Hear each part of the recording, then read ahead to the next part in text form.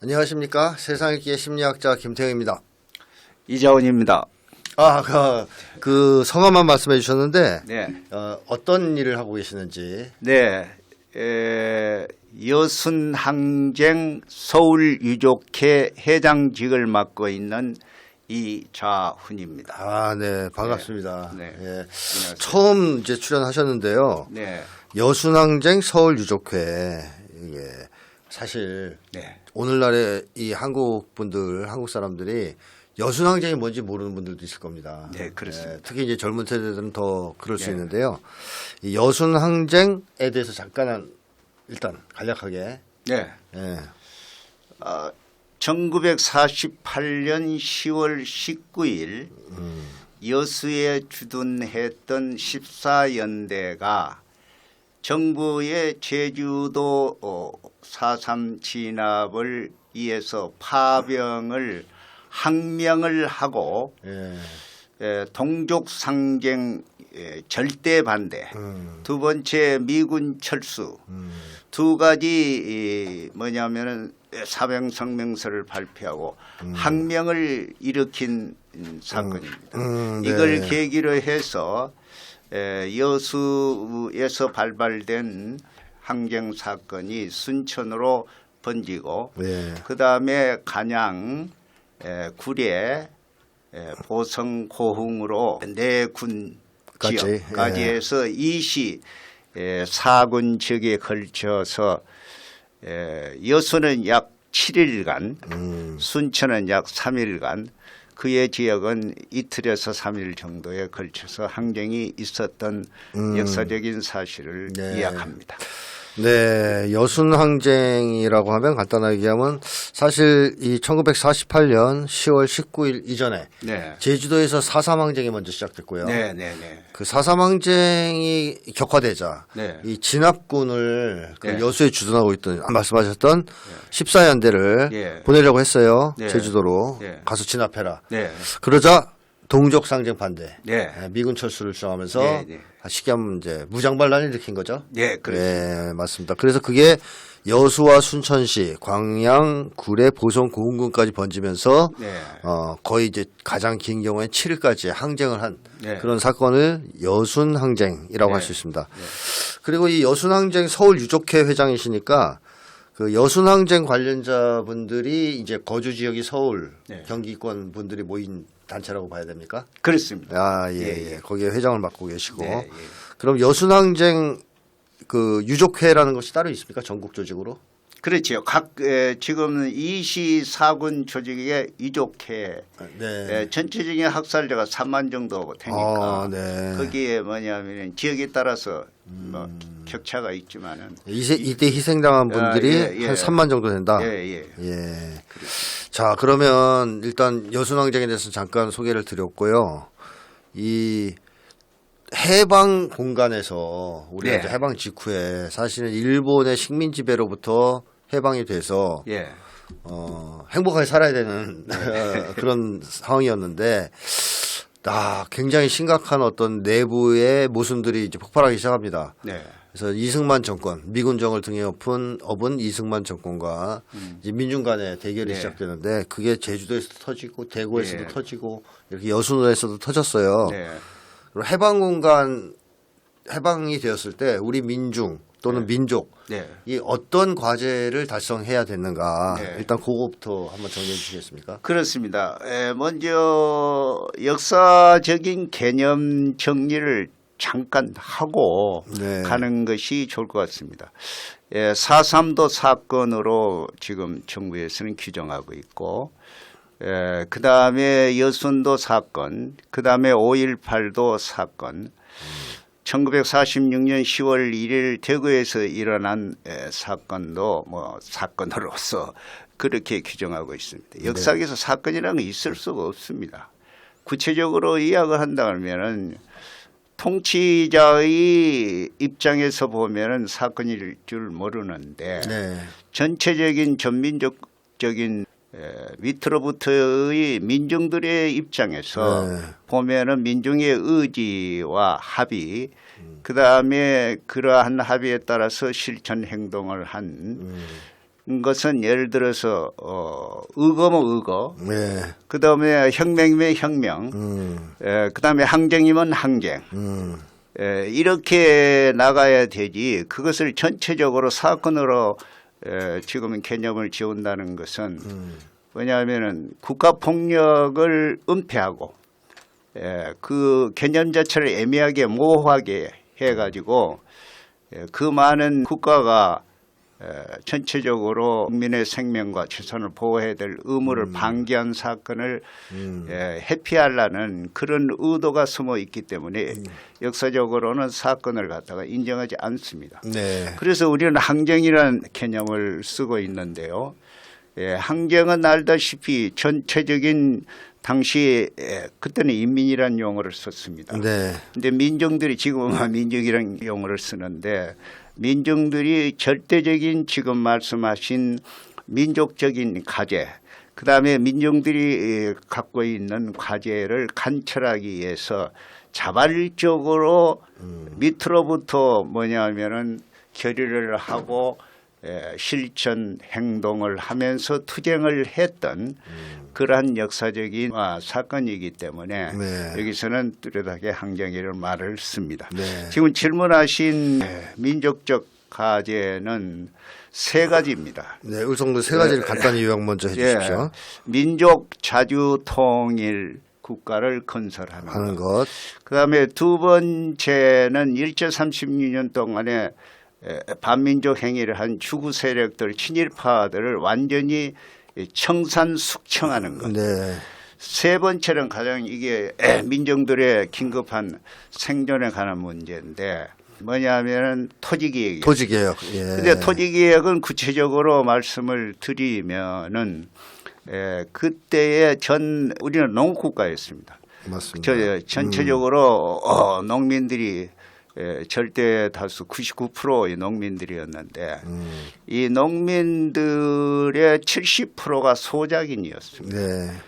그런데 우리나라의 전체 농지를 소유하고 있는 대토지 소유자들이 4%밖에 안 되는 이 사람들이 68.9%에 가까운 70%에 가까운 토지를 전부 점유하면서 그 소작료가 일제시대 때는 그래도 평균적으로 5대5로 네. 갈랐는데 해방 군정 미군정 3년 기간과 이승만 정권이 들어서면서 6대4 오히려 이렇게 나빠졌습니까? 격차가 일어났죠.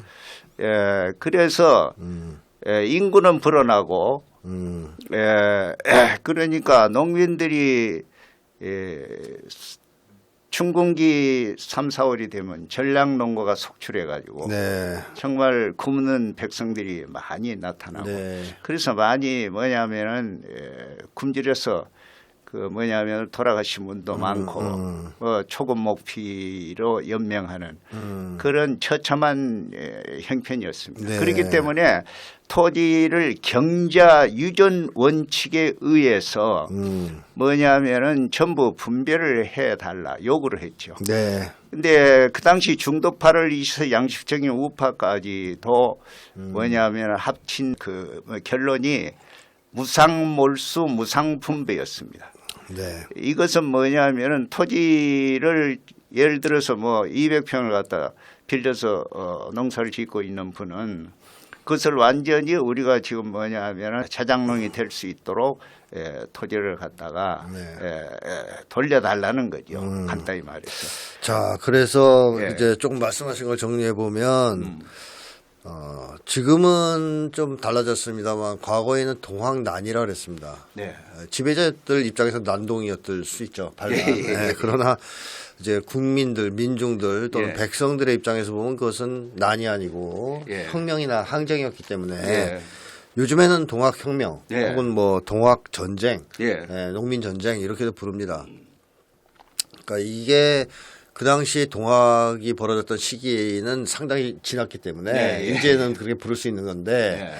오늘날 이 여순이라든가 예, 예. 대구라든가 제주라든가 예. 이거는 예. 아직 사실 그 당시에 이 사건에 연루된 자들 또는 이 사건의 후계자들 예. 그 당시 학살자들 예. 이런 사람들이 한국에 살아 있어요. 네. 주류 세력으로. 예.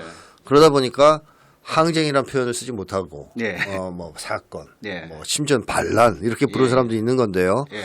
예, 이제 말씀하셨듯이 이거는 명확하게 민중들의 의거나 혁명이나 항쟁이었다 이렇게 네. 이제 볼 수 있겠고요. 네. 그다음에 아까 말씀하신 해방 공간에서 우리 민족 네. 또 일반 민중들이 달성하고자 하는 과제가 세 가지인데 일단 민족 자주통일국가 건설이 첫 번째 과제였단 말이죠. 네, 그렇습니다. 이것은 그 당시에 해방되면 당연히 민족 자주통일국가를 건설할 수 있을 거로 네. 다들 기대했는데 네. 그렇게 되지 않았어요. 네. 그래서 꼭 어떻게 이제 진행됐기 때문에 이런 게 과제로 제기됐을까요? 그게 이제 뭐냐면은 외세가 미국의 주도에 의해서 38선이 그어지고 네. 38선 이북은 소련군이 진주를 하고 남쪽은 미군이 진주를 해서 분할 통치를 한 거죠. 군정. 네, 군정이. 근데 이제 북은 알다시피 소련군은 일찍이 철수했죠. 철수를 했고 인민위원회가 일찍 형성이 돼서 자치기관이 돼서 토지계약도 46년도에 완전히 완성을 합니다. 그리고 친일파는 철두철미하게 숙청을 청산했죠. 합니다. 예. 청산을 했습니다. 그래서 알다시피 기독교인들을 이시해서 서북청년단이든 예, 친일파들이 우파들 친일파들은 살 수 없으니까 내려왔고 그게 한 300만 되지 않아요. 네. 그게 남쪽에 있어서 화근을 자초하는 원인을 만들었습니다만 이제 이런 상태고 남쪽은 알다시피 미군정 3년 통치가 네. 결국은 뭐 통역 통치라는 별명이 붙은 것처럼 뭐 기독교인 중이고 그다음에 부르주아 세력들 중에 미국에 유학 갔다 와서 영어를 쓸 수 있는 사람들 그다음에 일제 36년 동안에 일제 빌붙어서 민족 반역 세력을 했던 매판 세력들이 미군정을 전부 차지하게 되면서 친일파들이 완전히 장악을 하게 되죠. 예, 그래서 뭐냐면은 이제 분단으로 가려 하니까 전민정들이 아니다. 지금 36년 통치를 외세에 받고도 뭐냐면은 돼 있는데 5천원 독립이 된 국가가 어떻게 해서 이거 38선을 뭐냐 경계로 해서 분할이 되느냐. 절대로 용서할 수 없다는 절대적인 국민적인 전 합의가 이루어져 있었죠. 네.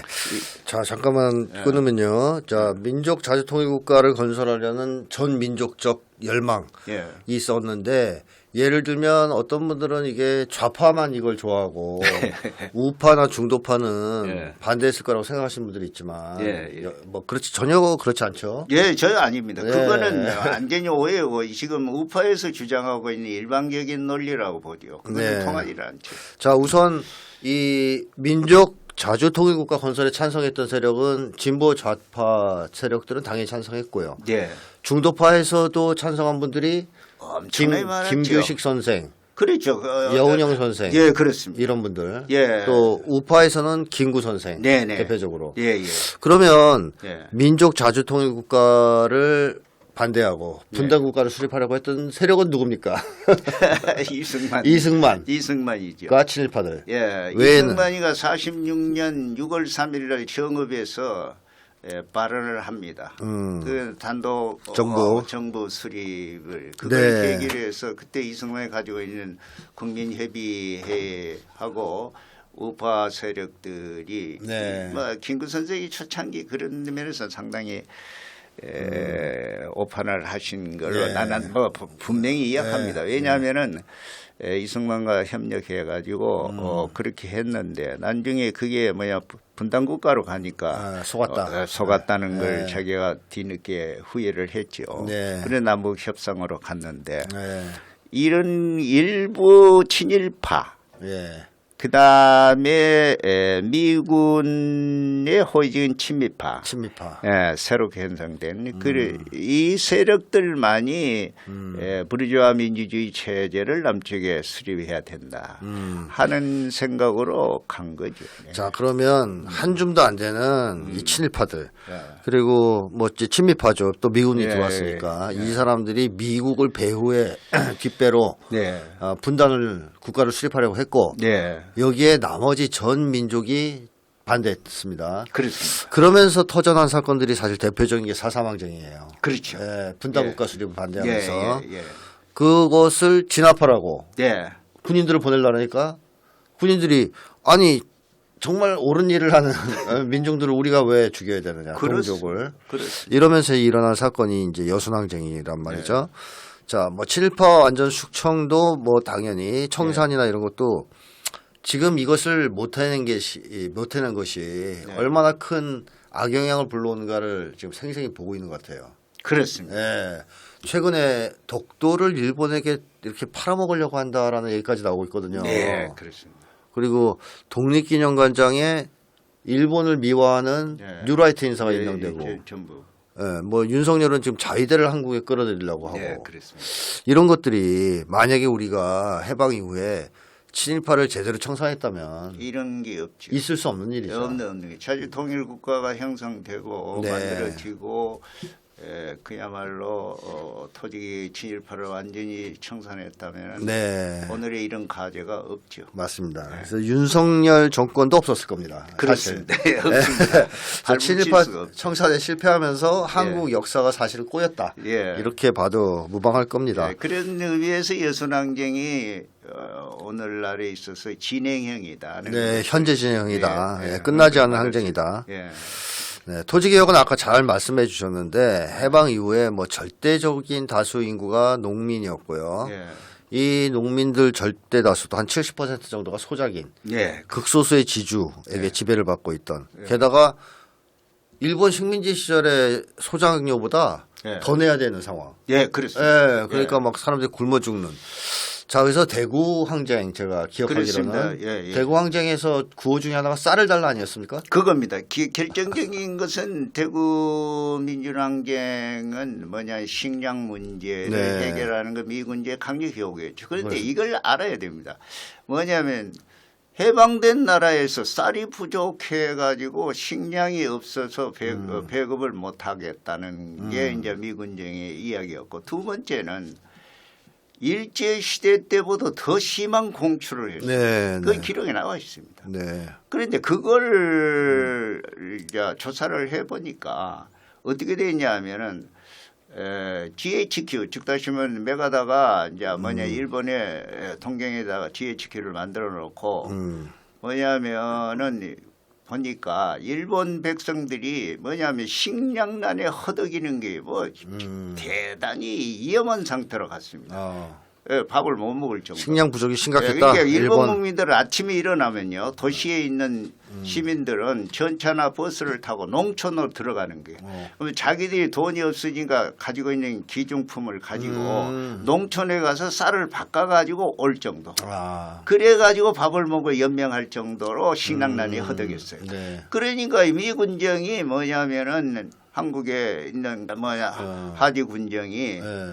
공출을 엄청나게 독려를 합니다. 그래서 그 쌀을 걷어들인 쌀이 일본으로 전부 갔습니다. 어허, 그렇군요. 예, 이건 지금 뭐냐면은 이 문제 하나만 가지고도 박사기를 받아야 되는 네. 그런 정도의 중요한 사실이 감춰져 그러니까 있고 쉽게 얘기하면 일반화되고 있지 않습니다. 네, 일본이 항상 우선이에요. 미국에서는. 그렇습니다. 미국은 우선순위입니다. 항상 일본 1등이고 예. 한국은 그다음. 네, 그다음에 지금도 그렇습니다. 예, 한미일 지금도 군사동맹에서 그렇습니다. 예, 예. 이때도 그랬었다 이런 예, 얘기죠. 예, 그러니까 농민들 입장에서는 당장 죽게 생겼는데 그렇습니다. 예, 뭐 토지 개혁을 안 하고 있습니다. 예. 그런데 또 이 북쪽은 했어요. 예, 46년에. 예. 그래서 농민들이 들고 나온 구호 중에 하나가 북쪽에서 실시한 것과 같은 토지 개혁을 실시하라.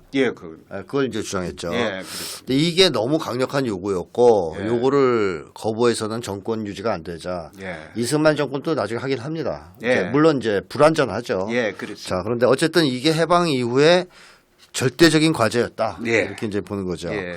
자, 이런 상황에서 그 이승만 정권, 그 당시에 이승만 정권은 분단국가 수립을 향해서 질주합니다. 예. 그러자 여기에 반대하는 예. 제주도 4.3 봉기가 일어나고요. 제주도 민중봉기의 핵심은 분단정부 반대. 그렇습니다. 그렇죠. 네. 분단국가 수립 반대. 예. 통일국가 수립. 예. 요게 이제 기본입니다. 예. 그러니까 요거를 너무 봉기가 강력하니까 군인을 더 투입해야 되는 상황. 예, 예, 예. 지금 우크라이나 파병과 비슷합니까? 예. 아, 물론 이제 그거는 참 남의 나라고 역사가- 이거는 또 동족이에요. 예. 그러니까 더 사실 심각한 거예요. 심각합니다. 그러니까 광주에 계엄군 투입하는 거랑 비슷한 예, 거죠. 예, 맞습니다. 네, 근데 그 당시에는 그 정권이 아직 그 식민지 정권, 미국의 앞잡이 정권이라고는 이승만 정권이 안정화되기 전이기 때문에 네. 군인들이 생각이 좀 깨어 있었다고 봐야 예. 되겠습니다. 그렇죠? 예, 그래서 그렇습니다. 여순에 주둔하고 있던 14연대가 야 이건 안 된다. 예, 예. 이렇게 해서 이제 봉기를 일으킨 거죠. 네. 네. 자, 그러면서 삽시간에 예. 이 군인들이니까 일단 예, 무장도 예. 있어요. 예. 그러다 보니까 전남 지역의 동부에 있는 예. 여수 순천시 네. 광양 구례 보성 고흥군을 장악하는 네, 그렇습니다. 항쟁이 발생한 겁니다. 네, 네. 그렇죠. 예. 그게 뭐냐면 14연대 자력도 이제 투입도 있지만은 네. 실질적으로 지역의 인민위원회 아, 네. 인민들이 자발적으로 뭐냐면 협력을 해서 아. 주체적으로 민중이 걸기를 합니다. 총궐기를 해서. 예, 근데 이 문제 이런 관점으로 가면은 이승만 정권이든지 한국 현대사에 지금 주류가 되어 있는 수구 세력들은 정통성을 잃어버리기 때문에 네. 그걸 뭐냐면 깊게 논의를 안 합니다. 그렇군요. 예, 그리고 학자들도 뭐냐면은 국가보험법 체제 속에서 살아남기 위해서는 학계에서 강단에 서기 위해서 강당사학이라 할 수 있는 예. 이게 전부 어떤 면에서는 왜곡된 상태로 지금 뭐냐면 연구 상태가 불리합니다. 네. 그래서 그게 규명이 안 돼 있습니다. 네, 말씀하신 대로 이것은 군인들만의 항쟁이 아니고 예. 전체 인민들 국민들이 밑으로부터 참여한, 인민 참여한 예, 인민봉기. 예, 인민봉기. 여기에 예. 군인들이 합세한 거다. 네, 그렇죠. 그러니까 광주 항쟁이랑 비슷하다고 볼 수도 이거 있겠습니다. 그렇습니다. 그렇죠. 예. 예, 시민군이 창조한. 예. 자, 그래요. 오늘은 여기까지 일단 말씀 나누고요. 다음번에 네. 좀 자세한 경과 과정 또 얘기하도록 하겠습니다. 아, 고맙습니다. 네, 마치겠습니다. 네, 감사합니다.